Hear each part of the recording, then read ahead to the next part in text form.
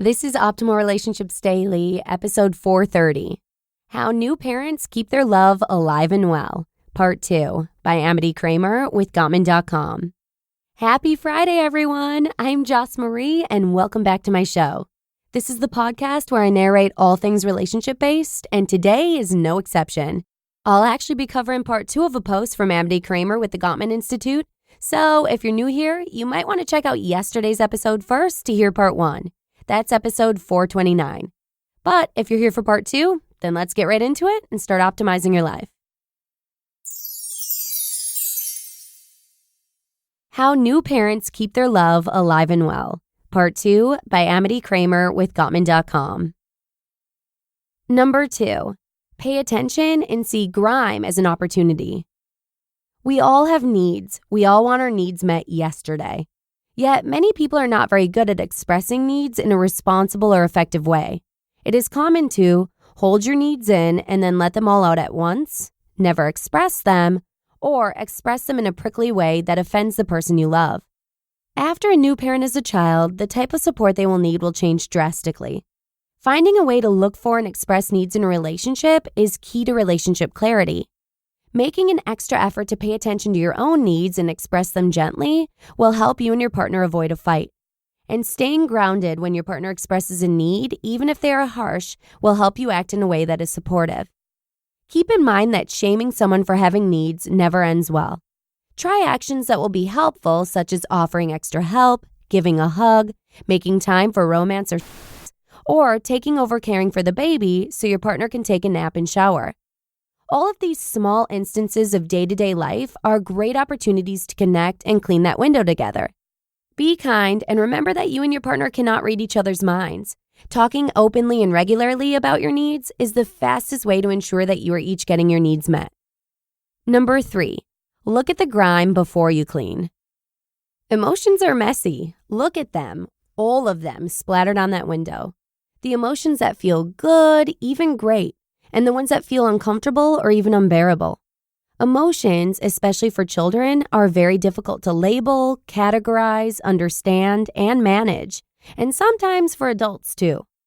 When you're aiming to clean that window well, you need to understand what you're cleaning first, which means that you both need to understand each other's perspective and express empathy. Once you figure out what emotions are in play, then you can determine how best to clean up that window. For some new parents, the Bringing Baby Home workshop is the first place they have ever heard about emotion coaching, our research-based program for positive and supportive parenting, and how it is impactful in supporting themselves, their partners, and their children. The research is clear that parenting and life overall is far more complex than just living a life that is happy and stable. Our emotions pull us into experiences that are beautiful, frightening, elating, and disappointing or angering. We need to know how to express those emotions, and so do our kids. Joy and happiness are great and essential to a satisfying life, but not at the expense of stifling the expression of other emotions. For children and families to fully thrive, all emotions, even the ones you perceive as negative, need to be valued, expressed, understood, and validated. Sometimes this means allowing yourself to be vulnerable, or at different times staying grounded while someone you love steps into a vulnerable space. When you are okay with being vulnerable and asking your partner to help you, it is also a great opportunity to connect, as it invites your partner in, even sexually. A father of young children in my workshop once connected this idea with the most accurate slogan: vulnerability is the new Viagra. And number 4, 2 people must clean in unity. Quote, "My husband and I are in such a good place right now, and we have been using the tools from the workshop regularly. The other night, we had the best stress-relieving conversation. We both felt so much lighter and closer to one another afterwards. We don't have any solutions yet, but being able to effectively communicate and know that the other person is in our corner makes such a difference." Note from a mother in 2017. That's an excellent testimonial that indicates how important it is to work together in supporting each other emotionally, which leads to closeness and mutual support. But you might catch yourself slipping into one of these patterns when a problem arises. Suck it up and deal with it. Or try to change your partner because to you the problem is their fault. Or commit to a quick fix that ignores emotions and brushes the root problem under the rug. These behaviors will lead to that window between you becoming so dirty that you can't even see each other.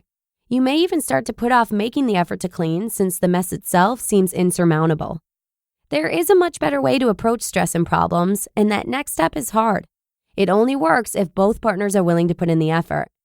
It starts with listening and understanding. This means you need to give up being right or believing that you have more common sense than your partner. You need to accept their influence and work as a team in unity and solidarity.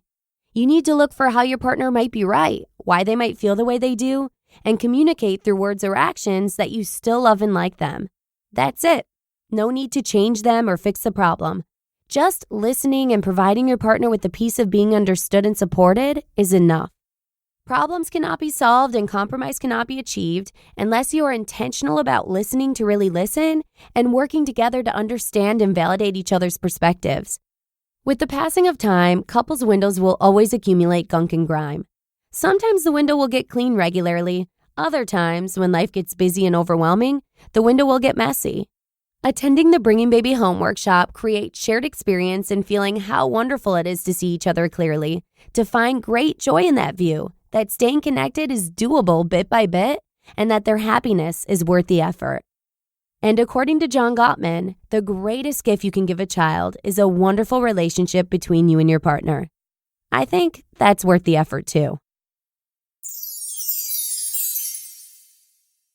You just listened to part 2 of the post titled, How New Parents Keep Their Love Alive and Well by Amity Kramer with Gottman.com. Okay, so what Amity says right at the end about the greatest gift you can give your child is so true. Children do pick up on our feelings, and kids are very attuned to their parents' emotional communication. As some of us may already know from personal experience, kids who are exposed to negativity are more likely to struggle more later in life. And I couldn't agree more with Amity on this point. It's something that Lee and I definitely keep in mind so that our littles, Talon and Colby, grow up in a loving environment. Parenting is complex, but you're not alone, especially if you reach out for help when you need it and stand beside your partner through all the ups and downs. And on that note, the Gottman Institute has an email newsletter called The Marriage Minute, and you can receive videos, articles, and more that are based on Doctors John and Julie Gottman's 4 decades of clinical experience and research on couples' relationships, and it's free to subscribe. But with that, let's go ahead and wrap up. I hope you have a fantastic weekend where you can possibly try out some of the tips you've learned from here over the week. Take it easy, and I'll see you again here on Monday, where your optimal life awaits. Hello, Life Optimizer. This is Justin Malik, creator and producer of this podcast, but also Optimal Living Daily, the show where I read to you from even more blogs covering finance, productivity, minimalism, personal development, and more, from incredible bloggers like Derek Sivers, Zen Habits, Mark and Angel, The Minimalists, and all the ones you hear on this show too. So if you enjoyed today's episode and like taking amazing blogs on the go, come on over to Optimal Living Daily and subscribe to that one too. And together, we'll start optimizing your life. You've been listening to Optimal Living Daily. Be sure to hit the subscribe button to stay up to date on each new episode, and head to oldpodcast.com, that's OLDpodcast.com, for a free gift as well as more actionable tips and resources to help you maximize your potential. Thanks for joining us, and remember, your optimal life awaits.